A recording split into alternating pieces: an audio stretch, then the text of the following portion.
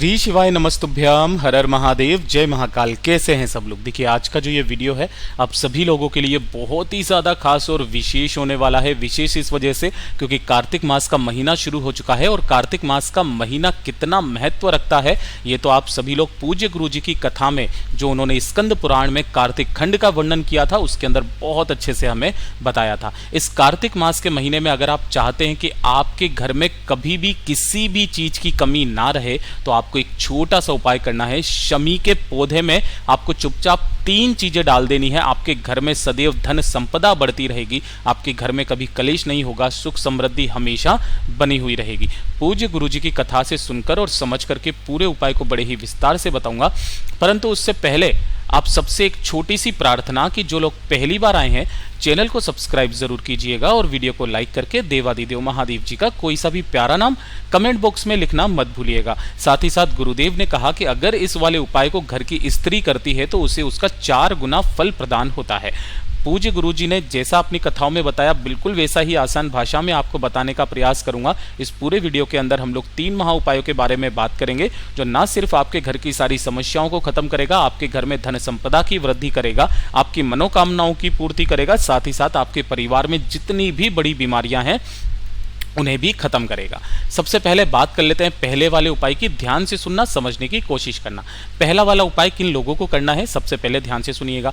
अगर आप चाहते हैं कि आपके घर में हमेशा सदैव सुख शांति समृद्धि बनी हुई रहे, साथ ही साथ धन की कभी कमी ना हो और आपके घर पर कभी भी किसी भी तरीके का कोई कर्ज की समस्या कभी ना पड़े, है ना, कलेश हमेशा के लिए खत्म हो जाए, सुख शांति समृद्धि बनी रहे और धन और कर्ज की समस्या हमेशा के लिए खत्म हो जाए, मतलब इसकी समस्या कभी ना आए, ना तो कभी कर्ज बढ़ेगा ना ही कभी धन की कमी होगी, तो आपको ये वाला उपाय करना है। कहां पर करना है? शमी के पौधे में। आप सभी को पता है कि शमी का पौधे का कितना बड़ा महत्व है। इसकी एक पत्ती मात्र 14 करोड़ सोने की मुद्राओं के बराबर होती है ना। तो पूज्य गुरुजी ने पहला तो काम यह बताया था कि आप सभी लोगों को एक शमी का पौधा अपने घर के अंदर जरूर लगाना चाहिए और इसके पेड़ के नीचे शाम के वक्त प्रदोष काल में एक घी का दीपक गोल बत्ती का जरूर लगाना चाहिए। सदैव महादेव आपके घर में निवास करेंगे और आपकी घर की हमेशा रक्षा करेंगे।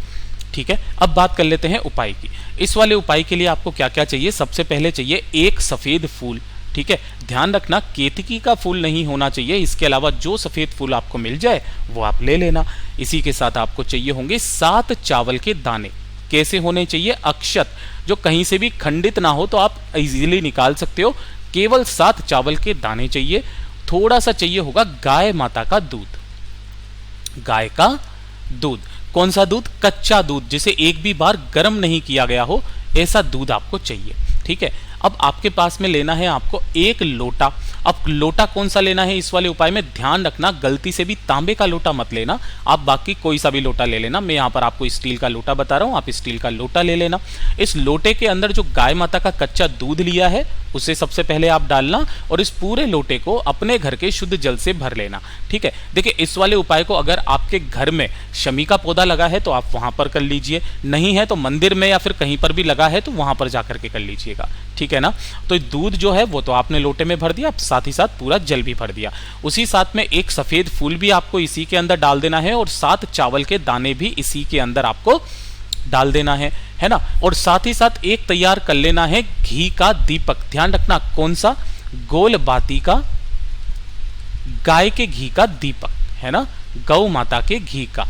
ये तैयार कर लिया तो एक लोटा है, एक दीपक है। आपको पहुंच जाना है कहां पर? जहां पर भी आपका शमी का पौधा है ना उसके पास में उत्तर दिशा नॉर्थ डायरेक्शन की तरफ मुंह करके आपको खड़े हो जाना है। हो चुके? अब खड़े होने के पश्चात सबसे पहले आपको क्या करना है? एक जो दीपक है उस दीपक को आपको प्रज्वलित करना है। महादेव जी का बहुत ही प्यारा सा नाम है, कुंदकेश्वर महादेव जी के नाम से, है ना, कुंदकेश्वर महादेव जी के नाम से दीपक प्रज्वलित कर देना। और जो एक लोटा आपने लिया है जिसके अंदर आपने कच्चा दूध, चावल, सफेद फूल डाला हुआ है ना, उसे आपको इसी वाले पौधे में समर्पित करना है। कब करना है? ध्यान रखना जब भी कभी कार्तिक मास की कोई विशेष तिथि आ जाए, अष्टमी, नवमी, एकादशी, शिवरात्रि, प्रदोष और सबसे बड़ी जो तिथि आ रही है इस वाले महीने की वो है दिवाली और साथ ही साथ सोमवार की अष्टमी। करना मत भूलिएगा। इन सभी विशेष तिथियों के दिन आपको ये वाला उपाय करना है प्रदोष काल में। कब करना है? प्रदोष काल में आपको ये उपाय करना है। आपके घर में कभी भी जीवन में धन संपदा की कमी नहीं रहेगी, सुख शांति समृद्धि हमेशा बनी हुई रहेगी। पहला उपाय तो ये हो गया। बात करते हैं दूसरे वाले उपाय की। ठीक है, देखिए दूसरा वाला उपाय किन लोगों को करना है, ये सबसे महत्वपूर्ण है।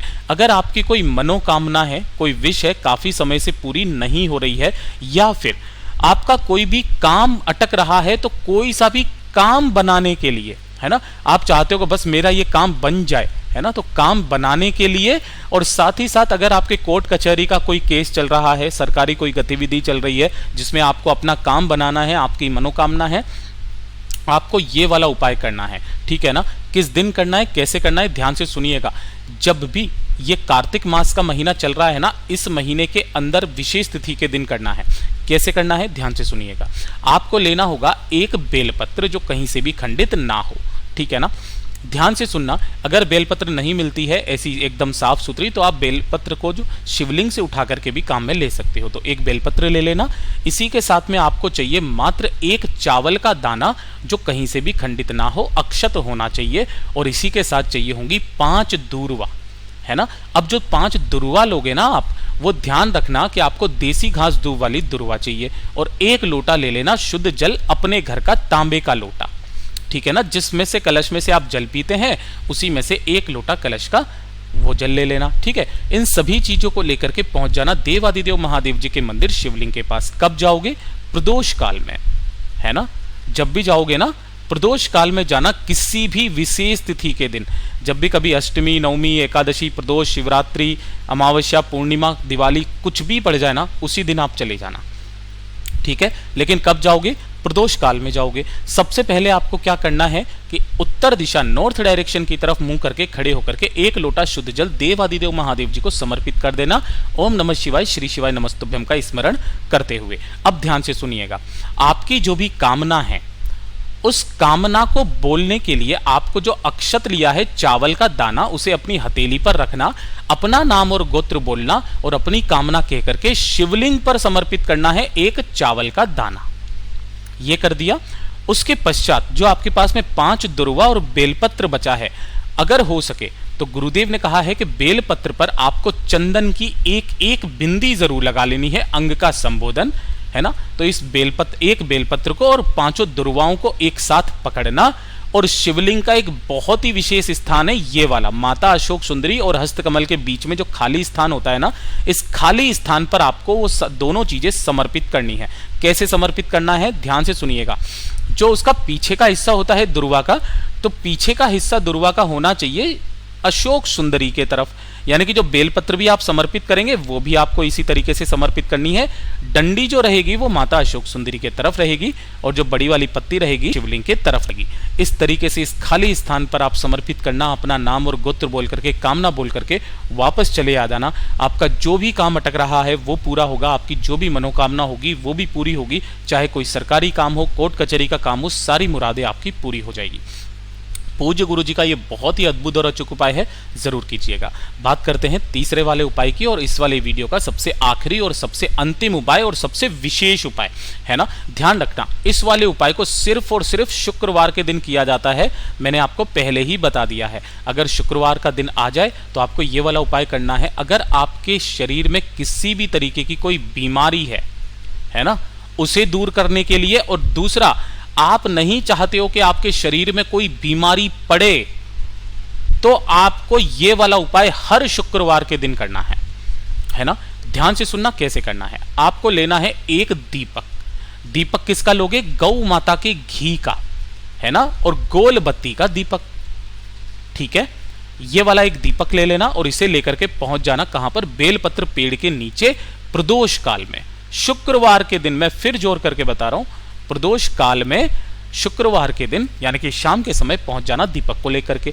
यहां पर सबसे पहले उस दीपक को आपको प्रज्वलित करना है, बेलपत्र के तरफ मुंह करके आपको बैठ जाना है मुद्रा में। कौन सी मुद्रा, मंत्रोच्चारण की मुद्रा। और उसके बाद आपको इस संजीवनी मंत्र का स्मरण करना है। संजीवनी मंत्र, ओम होम जूम सह ओम भूर्भुवः स्वः, ओम तत्सवितुर्वरेण्यम त्र्यंबकं यजामहे सुगंधिम पुष्टि वर्धनम उर्वारुकमेव बंधनान मृत्योर्मुक्षीयमामृतात् ओम स्व भुव भुव ओम सह जूहो ओम। देखिए यहाँ पर इस वाले मंत्र को थोड़ा सा तोड़ा मरोड़ा गया है, क्योंकि जहां से मैंने फोटो लिया था वहां पर वो सही तरीके से नहीं था। आप समझ चुके हो, ओम त्र्यंबकम यजामहे वाला जो मंत्र है इसी को संजीवनी मंत्र कहा जाता है। और इस वाले मंत्र का आपको स्मरण करना है, जितनी भी बार आपका मन होना उतनी बार आपको इस संजीवनी मंत्र का स्मरण करना है। यह मंत्र महादेव जी ने शुक्र भगवान को दिया था और शुक्र भगवान इस मंत्र को पाकर के वो देवताओं के स्थान में चुन लिए गए थे। और जो भी व्यक्ति इस शुक्रवार के दिन प्रदोष काल में घी का दीपक लगा करके बेलपत्र पेड़ के नीचे संजीवनी मंत्र का स्मरण भी कर लेता है, उसके शरीर में कभी कोई रोग रह ही नहीं सकता। पूज्य गुरु जी के ये सभी उपाय बहुत ही ज़्यादा खास और विशेष से ज़रूर कीजिएगा। वीडियो अगर पसंद आया हो तो लाइक ज़रूर करना, साथ ही साथ चैनल को सब्सक्राइब ज़रूर कीजिएगा। मैं आपसे मिलता हूँ अगले वीडियो में, तब तक के लिए ओम नमः शिवाय, जय महाकाल।